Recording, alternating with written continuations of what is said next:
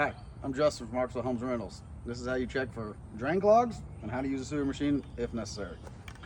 First thing, when you arrive on job site, you want to verify whether the clog is, in this case, from the clean out to the street or from the house to the clean out.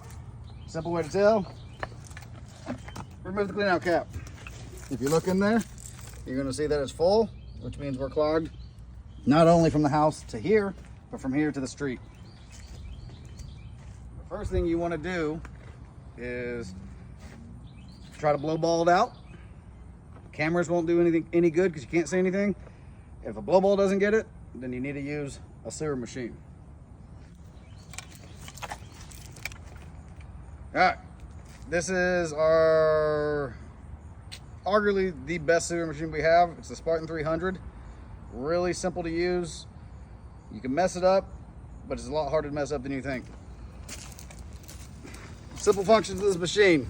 This one specifically is the sewer machine 1. If it has this section on the front, this is the power head. This is what you're going to be your auto feed and your auto retract. This is kind of the God's gift.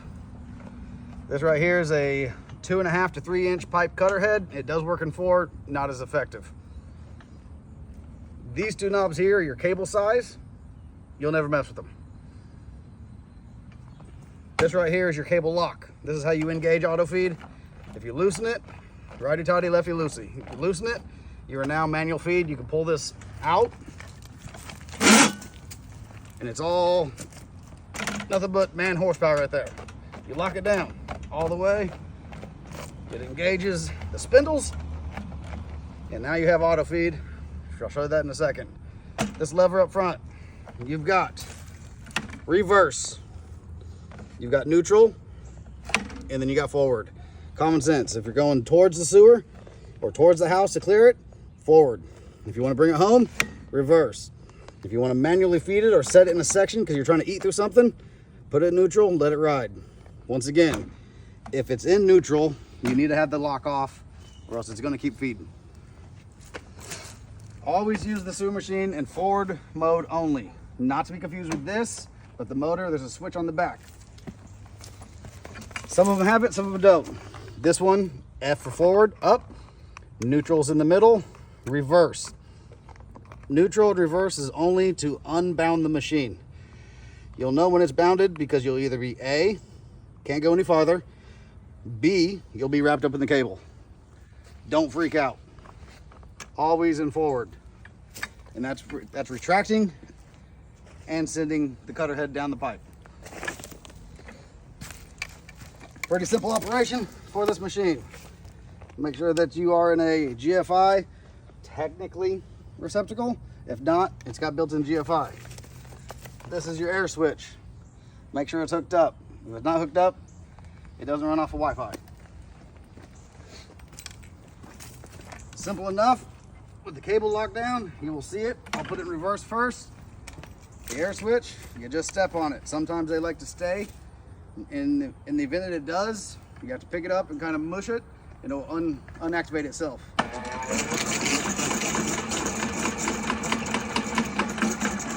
That's that. If you look on the drum, if you ever want to know, because that back switch isn't always the same on all of them, they've been rewired. Drum forward, drum reverse. It will tell you which way your drum is supposed to be going in order to work. They're not fast, but they are powerful. As you can see, it's going in reverse. It means suck it in the cable. Never suck it in to the point where the cutter head is against the machine because you're just going to start tearing it up. Go forward, put it in forward. Bring it down. Start getting crazy. When using this machine, it is imperative you've got cool guy gloves on. These are the little rubber gloves. This will stop this big spring from being able to grab your gloves or rip your hand off. Any glove will work. These are what's recommended. All right, now that we know the basics on the machine and how not to get hurt, one thing I left out, eye protection's warranted if you want to use it. Now that we know we have a clog, we need to start feeding the cable into it. I hand feed it for the first little bit, and then I let the machine take over. So what I'm gonna do is just get this out of the way. I'm gonna loosen up my lockdown so I can hand free it. It's gonna take a little bit of muscle. I leave it neutral, it's loose.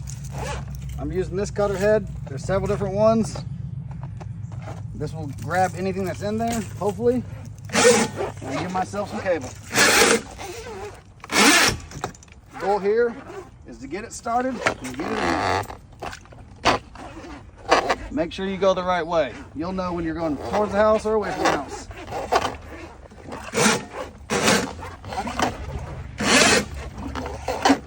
I feel no resistance, so I keep going. Smells great.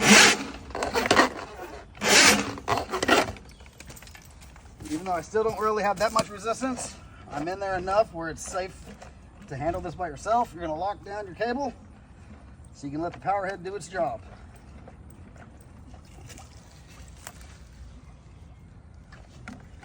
Put it in forward. If you have a power head, you don't have to be close to the cable. In fact, you don't want to be near the cable, because if it binds, like I said earlier, you can get caught up in the cable and then you look real funny. If you're by yourself, it's harder to get unclogged or uncaught in the cable, sorry. I'm in forward mode. I'm in feed forward. I'm locked down. Now just let the machine work.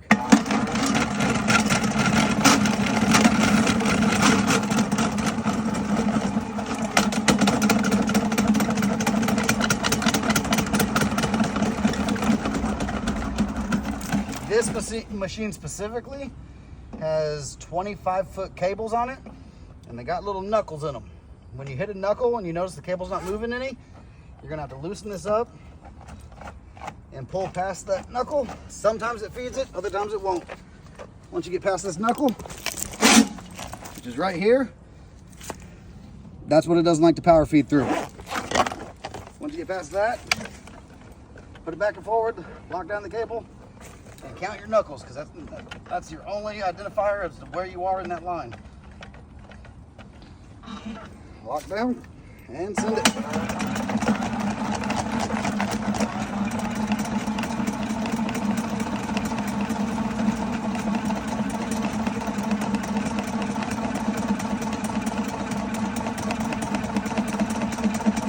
As you move further down the serial line, your machine's gonna A, find the clog, clear the clog as B or C. You could be binding up on the clog or something, a dislodged pipe, anything, any foreign material that it's not used to, metal versus whatever's underneath that ground. Metal's gonna win. You can get bound up easy. If you're using it and you see your cable starting to do weird transformations like this, it's starting to bind.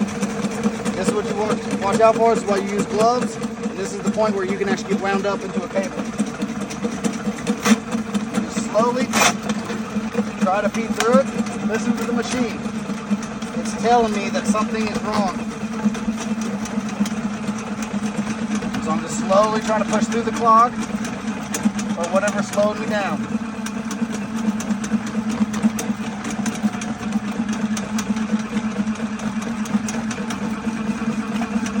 Now through the first part, it seems like.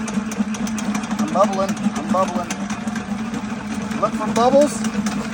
If you see bubbles, you might start clearing it.